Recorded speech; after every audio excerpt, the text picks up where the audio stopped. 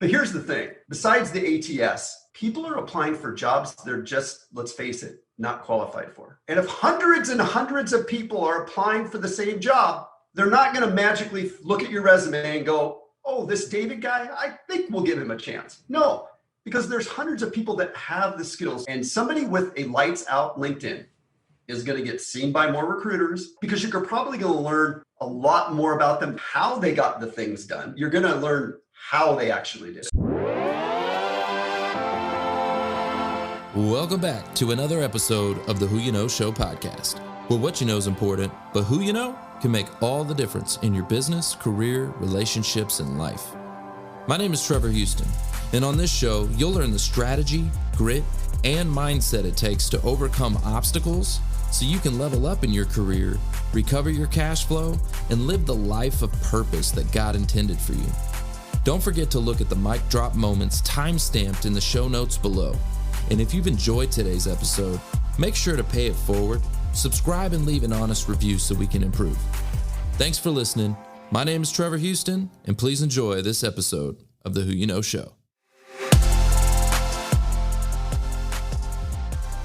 Welcome back. We've got David Alto in the house, and I was looking at your profile, and it said something about this guy that helps to cheat the ATS system. So talk to me about that. I love it, and it even has got your arm around a robot, and you're like beating it up. I love that. I thought that was awesome. So talk to us a little bit about that. Sure. I was that average job seeker years ago. I was in between careers and getting all those rejection emails like everyone else. So I had to figure out why I was getting all those rejection emails. So I really researched it and stumbled across the ATS, learned about it. And then I was writing resumes on the side for a long time anyway. But I used that new knowledge of the ATS to help my friends and clients, mostly friends and relatives, land new jobs, land new careers by using some of that same scanning software. I really saw them getting interviews, getting jobs, and I knew you needed to slow down. You'd have to really take a look at that job description. It was really beginning part of 2019 that I really started to go full in on LinkedIn. And then I left my 9-to-5 job to do this full time. I was doing both. I was doing my little side hustle of writing resumes for about 6 months, and my full-time job finally took the leap, and now battling bots on a daily basis for my clients. I love that. That's awesome. Battling bots on a daily basis. I like that. That's a mic drop. Dropping mics for you. Okay, so tell me, what do you think the biggest mistake job seekers making right now? Yeah. Sure. They think that, again, shotgun approach. If I apply for 300 jobs, somebody is going to see me. But here's the thing.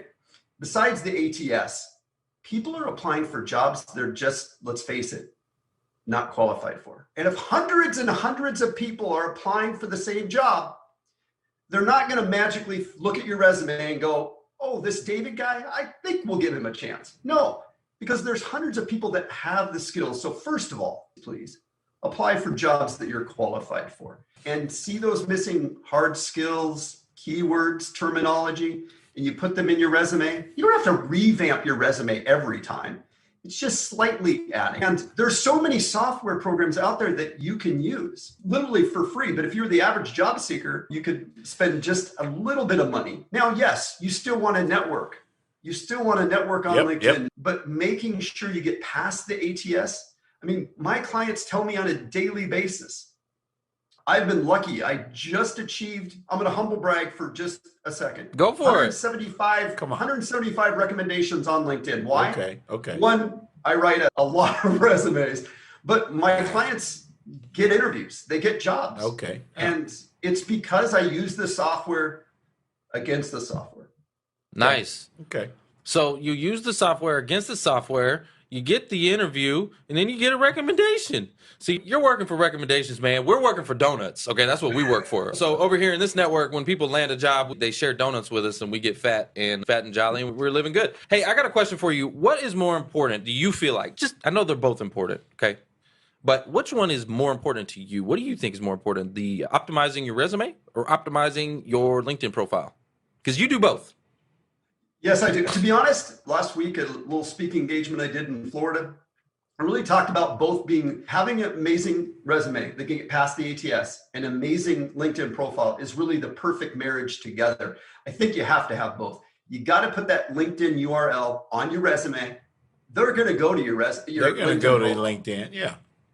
And what they're going to learn more about you. And people don't know what that more is on LinkedIn. They don't know how to really showcase those amazing metrics, accomplishments, and achievements, like in the featured section and other things you can do.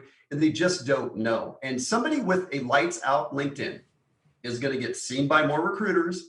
Yeah. So that's the question, right? Okay, let's pretend we got two people, right? And on one side, you got a guy that's got a really good resume. It's optimized. It's getting through the ATS, right? We're good there. Then on the other side, but his LinkedIn profile is garbage. Okay, so we got a good resume, bad LinkedIn profile. And then on the flip side, we got somebody that their resume is not that great, right? It's not good. And then, but they got a freaking stellar optimized LinkedIn profile. Which one do you think would perform better? Who do you think would get the job first? I'm just curious. If that resume got past the ATS, they're not spending much time, and they went to their LinkedIn profile, then yes, you're going to hire that person that had that amazing LinkedIn profile, because you're probably going to learn a lot more about them. You're going to learn how they got the things done. So you're not just what amazing things they got accomplished, but you're going to learn how they actually did it. So you're going LinkedIn profile then? I am, as long as that resume did in fact get past the. So tied in with that, because a lot of times you have to put your resume in for anybody to look at you, right? So oftentimes you're getting found on LinkedIn, but yet still, even to have a conversation, you have to get your resume in. So mechanics are certainly important, right? Mechanics are still key, but what would you say is more important, or maybe percentage-wise more relevant, like having the mechanics, the sound mechanics, because you have to have that, or B, having more of the LinkedIn profile, the presence, maybe even the social skills in the network? Yeah, that's a tough one. To be honest, I think the resume part's the easy part. The hard part is promoting yourself and selling yourself. So I still think it goes back to that LinkedIn. LinkedIn is growing and growing. It's just not for recruiters and hiring managers anymore. You're going to be able to network for just all sorts. Again, that connection you make today. The reason I'm asking the question is because when you start a job search, it's like starting your own business, right? You have so many things that you've got to figure out, and you got to do it all on your own, or outsource the work to a guy like yourself. So that's what I would recommend. If you can and you can afford it, right? Outsource and get some of this stuff done quicker. But let's say you're taking it on your own and you're doing it all by yourself. Where do I start? Do I start with the resume and really tackle that job? Do I start with the LinkedIn profile? Do I really tackle that job? Do I try to do it all at the same time, which that can create issues as well? So that's why I'm just asking, just curiosity. Sure. I think that you have to have a solid resume to really then work on your LinkedIn. You do. So what comes first, the chicken or the egg? Cart and the horse. What are they going to see first? That's it. I guess it also depends on what you're applying for, right? Because I'm going to give a shocking reveal to our audience. Maybe they know this, maybe they don't. Maybe they've heard me talk about it. I have never, not once, ever created a resume. I've never had to because of networking, but I'm also in a professional sales environment, so sales is always in demand. It just is. But there's plenty of times where people have landed and they haven't even submitted a resume, and that just becomes a formality, right? Oh, yeah. 100%. It does. I hear you. Yeah, no, people land the job. Right. And then they say, you need to go apply. You got to give me your resume, but they've already landed first.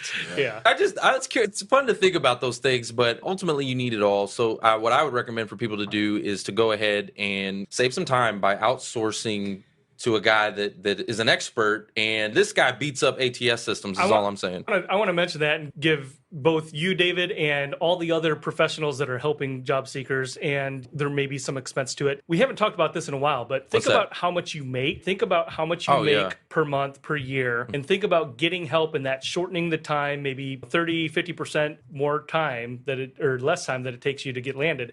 How much does that actually save you? So a lot of people have that mentality. It's a scarcity mentality where I can't spend that, but in reality, they can't afford not to. 100%.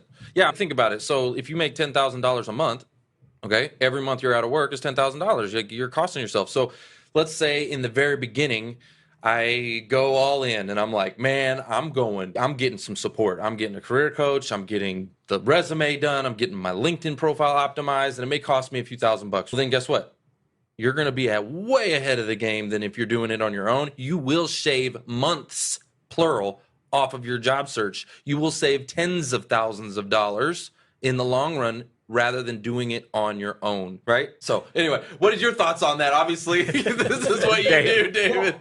The time that you invest, you got to hustle to find a job. Yes, looking for work has to be, and it's got to be a 50+ hour a week job. It has to be. But you can shave so much time off of that. I have clients that come to me that, Dave, I've been applying for 8 months and nothing. Yeah. And maybe their resume isn't bad.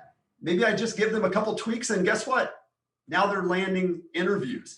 David, thank you so much for being with us today. That's the show. It's all about Who Knows. I mean, y'all.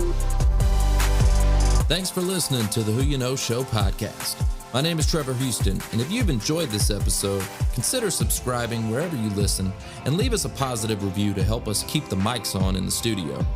Until next week, that's the show. It's all about Who You Know.